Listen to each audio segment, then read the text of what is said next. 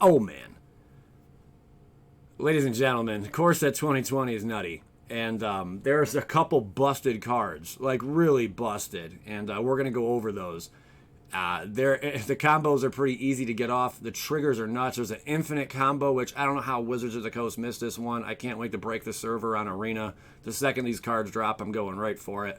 It's gonna be stupid. And some rare cards are just really, really good value as well. And the Mythic slot is just awesome as well. But let's just do this. The hype is real. I busted out the hype shirt for this one. All right, so let's get into this. First off, I love that this is a 1-drop. It's just a 1-drop. Ebon, Knight of the Ebon Legion. It gets +3/+3 and gains Death Touch until end of turn if you pay 3, 2 colorless and black mana, which that's pretty good. So I like that you can dump into this later on, and if you want to protect, it gains Death Touch, or if you just want to swing in, you got a nice little 4/5 on your hands. Pretty cool card. And then in the beginning of your end step, if any player lost 4 or more life this turn, put a +1/+1 counter on Knight of the Ebon Legion.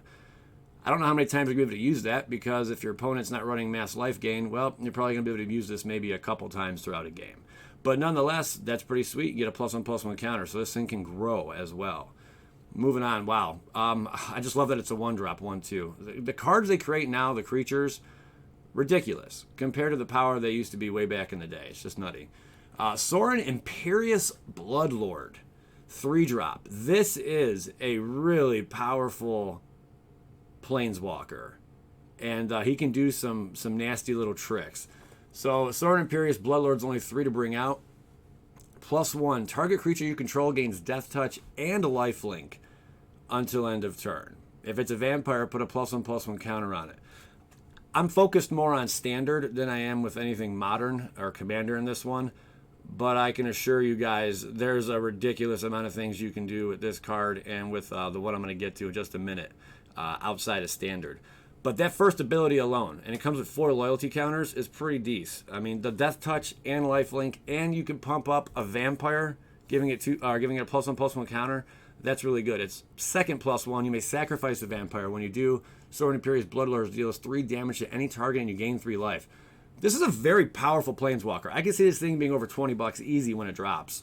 It's -3, or it's ultimate, you could say. You may put a vampire creature card from your hand onto the battlefield. All right, this is just what's going on in Standard right now. Some really expensive or higher casting cost vampires. Vana, Butcher of Magan, is a 5-drop with the Vigilance and Lifelink. You put that Sorin in a life gain and drain kind of build, it's going to take opponents to Pound Town. You tap it, pay 7 life, destroy target non-land permanent, activates ability only during your turn. You can drop that thing just by using the -3 on Sorin. You may put a vampire creature card from your hand on the battlefield. You don't got to pay its mana cost. Same with Arvid the Accursed. I just went and searched up the most expensive ones right now in Standard. Death Touch, Lifelink, other legendary creatures you control get +2/+2. You can do this turn 3. You can use its -3 and then drop like Arvid the Accursed, and then just the rest of your deck consists of just legendary creatures as well. But the fact that you can do it that quick is nasty. Khazarov, Sengir, Pureblood. Even on turn 2. Turn 2, you could technically drop Sengir Pureblood if you're ramping up with Llanowar Elves or something. That is ridiculous. Pureblood, sweet, flying, whatever a creature an opponent controls dealt damage, put a +1/+1 counter on it.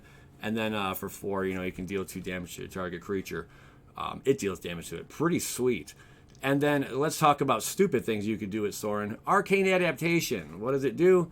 Arcane Adaptation enters the battlefield. Choose a creature type. We're going to choose Vampire. Creatures you control are the chosen type in addition to their other types. The same is true for creature spells you control and creature cards you own that aren't on the battlefield.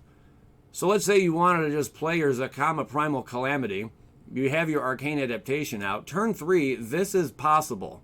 You can drop Zakama Primal Calamity turn 3. If I'm not mistaken, I'm pretty sure you can. And if there's a rule where it has to be in the graveyard, you can't cast it from your hand like that, and it has Vampire, then get it to the graveyard. Because it's going to be darn well worth it to freaking drop Zakama turn 3. In the right ramp, of course. You got to have the right ramp shell around this. But that is insane. Zetalpa, Primal Dawn, another ridiculously large card. This thing's really hard to get rid of unless you exile it. Like, it is seriously hard to get rid of, unless like your opponent can make you discard it or something. But just stupid good. I can't wait to play with Sorin. Like, this is a standard that's bringing me back to standard. I gotta say it. Next up, we got a 5-drop Vigilance Elemental Knight. When Cavalier of Dawn enters the battlefield, destroy up to one target non-land permanent. Its controller creates a colorless 3/3 Golem artifact creature token. That's any non-land permanent. That's stupid. Like all the big planeswalkers, anything that's really difficult to deal with, that's a permanent that your opponent has. Not only that, but there's a card that will allow this thing to trigger off twice, and you can take out 2 of their really threatening permanents, whatever the case may be. And then when Cavalier of Dawn dies, return target artifact or enchantment from your graveyard to your hand. That's a nice little perk at the end there too. It's on a 4/6 body. That's pretty decent, man. I like this card. It's pretty good. I don't know. It's probably like $3-4 range. Probably one of the lesser desirable mythics, but still a really cool card. Repeated Reverberation. We knew all about Reverberate back in the day. Well, this is a 4-drop instant. When you next cast an instant spell, cast a sorcery spell, or activate a loyalty ability this turn, copy that spell or ability twice. So basically, you're going to have that ability 3 times. You may choose new targets for the copies. Whatever that case may be, whatever you're trying to cast, just imagine how threatening that is. This isn't even one of the broken cards, but this is a pretty decent card. I'm sure it's going to see some play. I thought this was hilarious. So even, let's say you got your Rotting Regisaur out with the combo I was speaking about earlier, and not even combo, but just like fun little trick. If you had to dump your Zakama, using Rotting Regisaur would be a way to do that with your Arcane Adaptation out. At the beginning of your upkeep, discard a card. There you go. There you have it. You'd have to have the other card out, actually, to do it. Never mind. Scratch that one. But I thought this would be really funny. It's a 3-drop, okay? 7/6. It comes out. Downside is, at the beginning of your upkeep, discard a card. That can kind of hurt you a little bit, right? But who cares? Let's just sacrifice it, whip it at our opponent's face with Thud.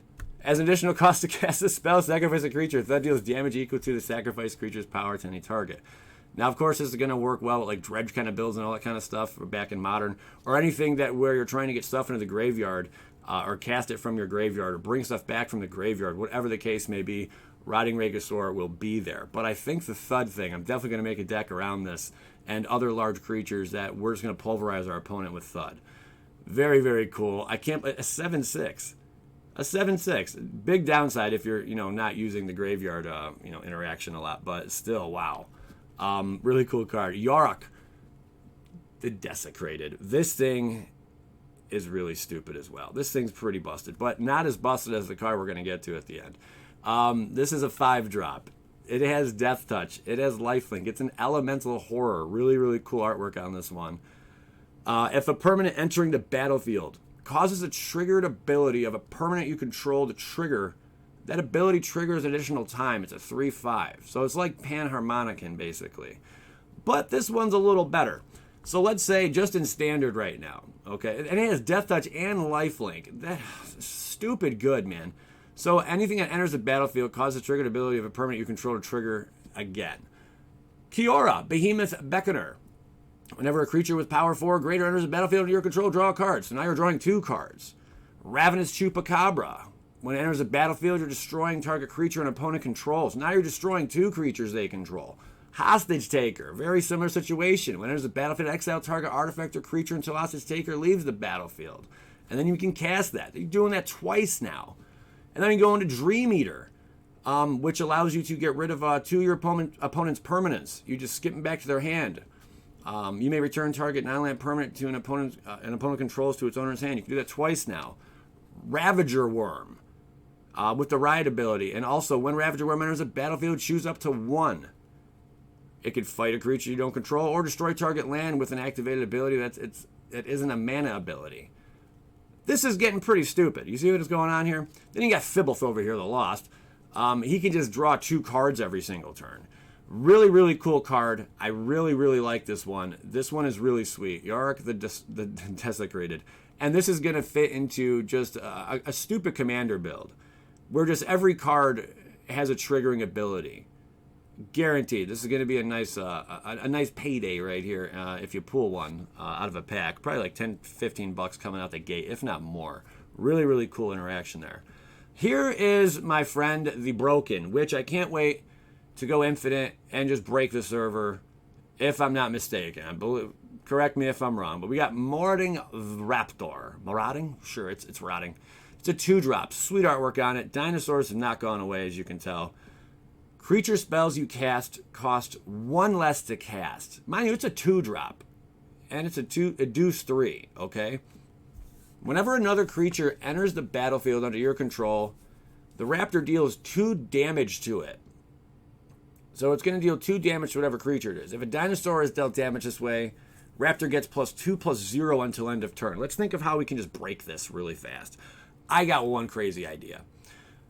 It's in the center here. Polyraptor. So you have out your good old Raptor right here. It's going to deal 2 damage when a creature enters the battlefield. And it costs 1 less to cast. So technically Polyraptor is going to be 7 to bring out, okay? It's going to be in a ramp build for sure. Whenever Polyraptor is dealt damage, create a token that's a copy of Polyraptor. Now if you read the card, if I'm not mistaken, whenever another creature enters the battlefield under your control, that's all it says. It doesn't say non-token, nothing like that. Whenever a creature enters the battlefield under your control. So Polyraptor enters the battlefield. It's 5/5. Takes the 2 damage. Big whoop. Now you create a copy of that. But now a new Polyraptor enters the battlefield. You create a copy. It deals 2 damage to that one. Create a copy. Again, and then you can protect this thing. You can give it where they all your permanents have what are they getting? Indestructible until end of turn and whatnot.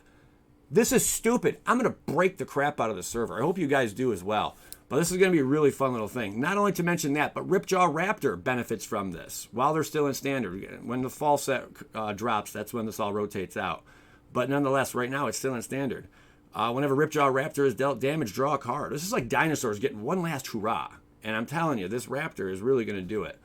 Range, so you're going to draw a card. No problem when a card enters. Ranging Raptors, same thing for card draw. For ramp to get your lands out. That's stupid. Silverclad Ferocidons, it enters. 8/5, boom, takes the damage. Is dealt damage. Each opponent sacrifices a permanent. Come on, man. What do you want? Trapjawed Tyrant. When it enters the battlefield, exile target creature. Whenever Trapjaw Tyrant is dealt damage, exile target creature an opponent controls until Trapjaw Tyrant leaves the battlefield. I got ahead of myself, sorry. That is stupid. Hungering Hydra, even. Whenever Hungering Hydra is dealt damage, put that many +1/+1 counters on it. And this goes all over, Magic the Gathering. You branch into Modern, I'm sure it gets more ridiculous. The craziest part about that Raptor is it's a 2-drop. Busted, man. I wouldn't surprise. Well, it's probably not going to get banned because it's only going to be in standard for so long. I don't see it getting banned, though. But that is a really powerful card. It's a deuce 3 already. And it reduces the casting cost of creature spells. How is that even possible? Get off me, man. That is nutty. Mu Yanling Sky Dancer. She is gorgeous. +2 until your next turn. Up to 1 target creature gets -2/-0 and loses flying. -3, create a 4/4 blue elemental bird creature token with flying. I think that's pretty sweet. Only downside is you can't just create that 4/4 blue elemental bird creature token right away. Because if you notice, she only has 2 for her loyalty.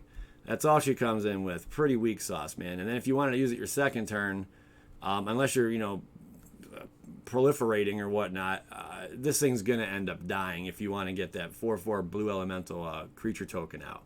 Because you'd have to sack it. But regardless, pretty sweet. I'm sorry. No, it would survive. It would survive. I thought it said -4. I was looking at the 4/4 blue. Unbelievable. So that's pretty cool. So second turn you can use and abuse this. You can get the 4/4 blue elemental out. It's -8. You get an emblem with islands you control have tap, draw a card. That's pretty nuts. Talk about card draw like crazy. The only downside is she's only on 2 loyalty. That's about all I see for. But still, it's going to see a heck ton of play, especially in the right matchups, man. Probably a sideboard thing or something. But definitely a really cool card. Guys, let me know what you think of this. Ladies, man, this is fun. This is the kind of standard I've been wanting to see. I haven't been too hyped until now. This is the kind of thing I like. Broken, busted mechanics. I like insane combos. I like things that crash the server and have fun and go haha and sit there and laugh. I think those are fun. Magic's meant to be fun. Magic's fun is coming back with Core 2020. You can count on it. I hope you guys enjoyed this video. If you do, smash that like button. It does help out a lot. I appreciate you, ninjas. Skadoosh.